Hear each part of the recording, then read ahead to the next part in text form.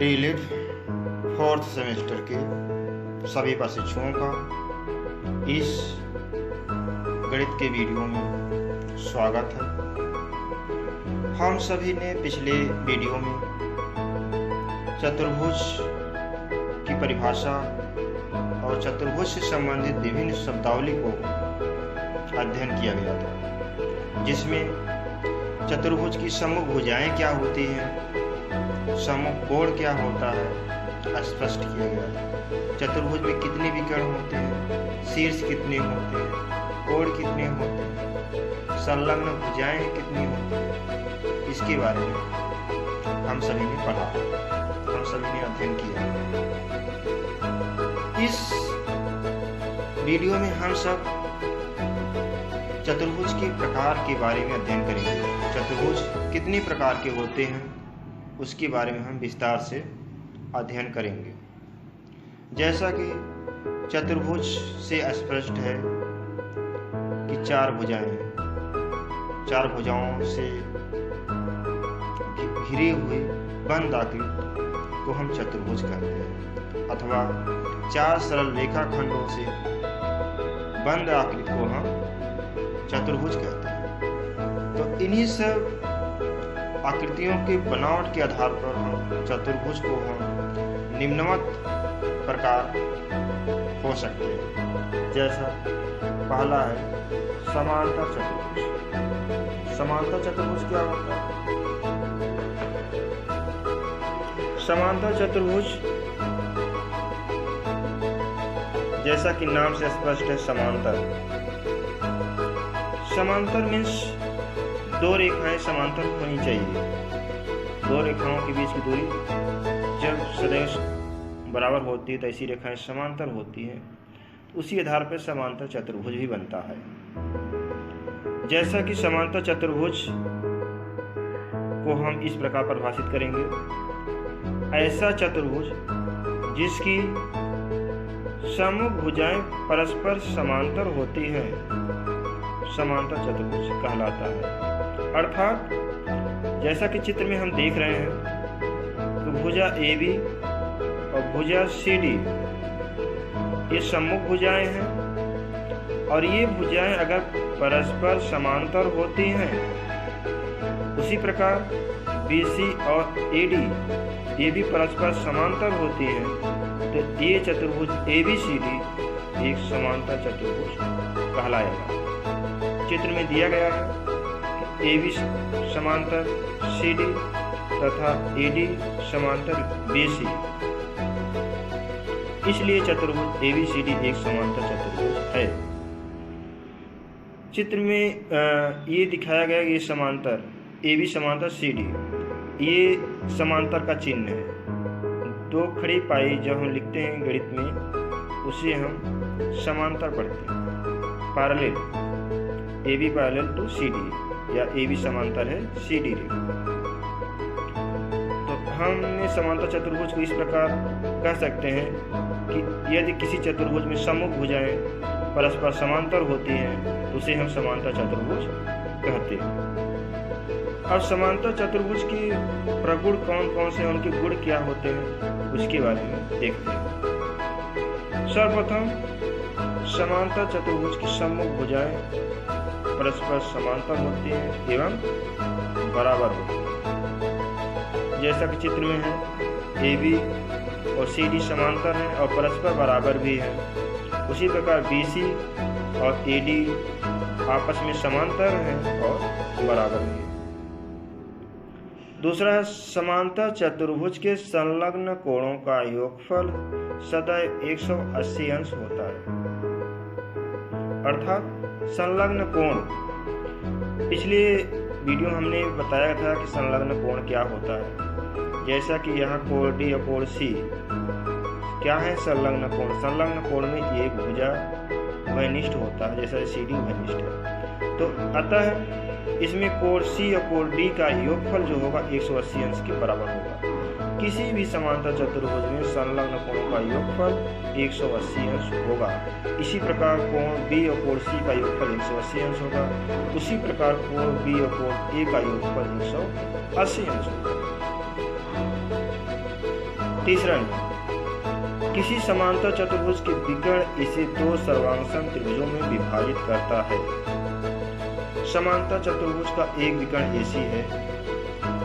ये विकर्ण AC जो है इस समांतर चतुर्भुज ABCD को दो सर्वांगसम त्रिभुजों में विभाजित कर रहा है। कौन कौन त्रिभुज है? त्रिभुज ABC और त्रिभुज ACD। इसलिए त्रिभुज ABC सर्वांगसम त्रिभुज ACD। अब चौथा है, समांतर चतुर्भुज के सम्मुख कोण बराबर होते हैं। जैसा कि हमने देखा कि समांतर चतुर्भुज के सम्मुख भुजाएं बराबर होती हैं, इसी प्रकार समांतर चतुर्भुज के सम्मुख कोण बराबर होते हैं, अर्थात कोण A बराबर कोण C और कोण B बराबर कोण B। समांतर चतुर्भुज के बाद अगला चतुर्भुज है समलंब चतुर्भुज। ऐसा चतुर्भुज जिसकी सम्मुख भुजाओं का एक युग्म समांतर हो उसे समलंब चतुर्भुज कहते हैं। अर्थात ऐसा चतुर्भुज जिसकी सम्मुख भुजाओं का एक युग्म समांतर हो समलंब चतुर्भुज कहलाता है। जैसा इसमें इस चतुर्भुज ABCD में दिया गया है कि AB समांतर CD, जबकि ये दोनों आपस में समांतर हैं। बाकी दो भुजाएं BC और AD ये आपस में समांतर नहीं है, चित्र से स्पष्ट दिखाई दे रहा है, न कि बराबर है। तो ऐसे चतुर्भुज को हम समलंब चतुर्भुज कहेंगे। जब किसी भी चतुर्भुज में सम्मुख भुजाओं का एक युग्म समांतर हो तो उसे हम समलंब चतुर्भुज कहेंगे। अगर दोनों सम्मुख भुजाओं का युग्म समांतर होगा उसे हम समांतर चतुर्भुज कहेंगे। जब केवल एक युग्म समांतर होगा उसे हम समलंब चतुर्भुज कहेंगे। तीसरा, आयत। आयत हम छोटी कक्षाओं से पढ़ते चले आ रहे हैं। आयत क्या है? आयत को हम इस प्रकार परिभाषित करेंगे। आयत एक ऐसा समांतर चतुर्भुज है जिसका प्रत्येक कोण समकोण होता है, अर्थात इसके प्रत्येक कोण का मान 90 अंश होता है। चित्र में एक समांतर चतुर्भुज ABCD है, इसका प्रत्येक कोण समकोण अर्थात 90 अंश है, तो यह समांतर चतुर्भुज एक आयत कहलाएगा। स्पष्ट है कि समांतर चतुर्भुज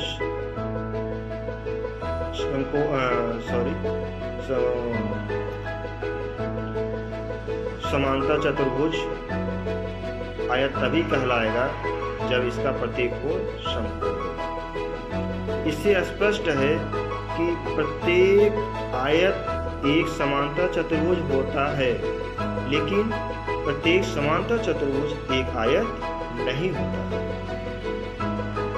अगला चतुर्भुज है वर्ग। वर्ग के बारे में भी हम छोटी कक्षाओं में पढ़ चुके हैं। इसे हम बार बार वर्ग के नाम को सुनते भी हैं, बार बार देखते भी हैं। तो वर्ग को हम इस प्रकार परिभाषित करेंगे। वर्ग एक ऐसा समांतर चतुर्भुज है जिसकी चारों भुजाएं बराबर व प्रत्येक कोण समकोण होता है, अर्थात यह भी एक आयत जैसा है। इसका प्रत्येक कोण समकोण होता है, लेकिन इसमें एक कंडीशन और जुड़ जाता है, इसकी चारों भुजाएं बराबर होती हैं। आयत में चारों भुजाएं बराबर होना आवश्यक नहीं है, वर्ग में चारों भुजाओं का बराबर होना आवश्यक है, जबकि प्रत्येक कोण समकोण होना चाहिए। यहाँ AB बराबर BC बराबर CD बराबर DA है और प्रत्येक कोण A बराबर B बराबर C बराबर D बराबर 90 अंश है। यह चतुर्भुज ABCD एक वर्ग है। वर्ग तभी हो सकता है जब इसकी चारों भुजाएं बराबर हो तथा प्रत्येक कोण समकोण हो। तो इस प्रकार हम कह सकते हैं वर्ग एक समांतर चतुर्भुज है, लेकिन सभी समांतर चतुर्भुज वर्ग नहीं होते हैं, लेकिन प्रत्येक वर्ग एक समांतर चतुर्भुज होता है। इसी प्रकार हम कह सकते हैं कि प्रत्येक वर्ग एक आयत होता है, लेकिन प्रत्येक आयत एक वर्ग नहीं होता, क्योंकि वर्ग आयत के शर्तों को पूरा करता है, लेकिन आयत वर्ग की शर्त को पूरा नहीं कर पाता, क्योंकि उसकी चारों भुजाएं बराबर नहीं होती। अगला चतुर्भुज समचतुर्भुज। समचतुर्भुज समचतुर्भुज एक ऐसा समांतर चतुर्भुज होता है जिसकी प्रत्येक भुजाएं बराबर होती है। समचतुर्भुज में चारों भुजाएं बराबर होती है और यह एक समांतर चतुर्भुज होता है। यहाँ AB बराबर BC बराबर CD बराबर DA और आपस में एक परस्पर सम्मुख भुजाएं समांतर है। AB समांतर CD, BC समांतर DA। ये क्या है? समचतुर्भुज होता है। प्रत्येक समचतुर्भुज एक समांतर चतुर्भुज होता है, लेकिन प्रत्येक समांतर चतुर्भुज एक समचतुर्भुज नहीं होता। और समचतुर्भुज और वर्ग में हम देखते हैं क्या स्पष्ट पाते हैं कि वर्ग में भी चारों भुजाएं बराबर होती हैं और समचतुर्भुज में चारों भुजाएं बराबर होती हैं। दोनों में एक गुण उभयनिष्ठ है, लेकिन वर्ग में प्रत्येक कोण समकोण होता है, लेकिन समचतुर्भुज में प्रत्येक कोण का समकोण होना आवश्यक नहीं। यही दोनों में अंतर। समचतुर्भुज के कुछ गुण। समचतुर्भुज के प्रत्येक कोण समकोण, न्यून कोण, अधिक कोण कुछ भी हो सकता है। अर्थात समचतुर्भुज में ये कोण A B C D चाहे न्यून कोण हो सकते हैं, अधिक कोण हो सकते हैं, समकोण भी हो सकते हैं। जबकि प्रत्येक वर्ग एक समचतुर्भुज होता है, परंतु प्रत्येक समचतुर्भुज एक वर्ग नहीं होता है। क्योंकि वर्ग समचतुर्भुज की शर्तों को पूरा करता है, लेकिन समचतुर्भुज वर्ग की शर्तों को पूरा नहीं कर पाता। तीसरा है समचतुर्भुज के विकर्ण एक दूसरे को समकोण पर काटते हैं। अर्थात ये ABCD एक समचतुर्भुज है, इसके विकर्ण AC और BD एक दूसरे को बिंदु O पे काटते हैं। तो कोण AOB, कोण BOC, कोण COD, कोण DOA ये कितने अंश के बराबर होगा? 90 अंश के बराबर होगा। अर्थात समचतुर्भुज में विकर्ण एक दूसरे को समकोण पर काटते हैं। अगला चतुर्भुज है पतंग। पतंग का नाम तो हम सभी ने सुना। पतंग भी एक चतुर्भुज है। इसको इस प्रकार परिभाषित कर सकते हैं। पतंग एक ऐसा चतुर्भुज है जिसमें संलग्न भुजाओं के दो युग्म बराबर होते हैं। अर्थात संलग्न भुजाएं AD और AB ये परस्पर बराबर हैं और संलग्न भुजाएं BC और CD ये दोनों परस्पर बराबर हैं। तो ऐसे चतुर्भुज जहाँ संलग्न भुजाओं के दो युग्म बराबर होते हैं, ऐसे चतुर्भुज पतंग कहलाते हैं। यहाँ AD बराबर AB है और BC बराबर CD है। ये और दोनों संलग्न भुजाओं के युग्म हैं। आज हम सभी ने चतुर्भुज के 6 विशिष्ट प्रकार के बारे में अध्ययन किया।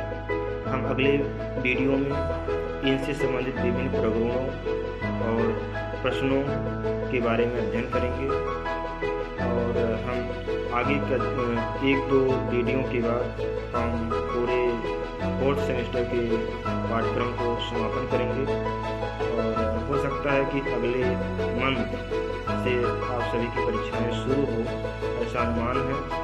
आप लोग अपना अध्ययन जारी रखें, अपना अवलोकन बार सिलेबस का करते रहें, पाठ्यक्रम का पूरा करने का प्रयास करें और अध्ययन को अच्छे से जारी रखें। आप सभी को अंत में आप सभी को धन्यवाद देता हूँ। आप इस वीडियो को अच्छे से देखें और समझें।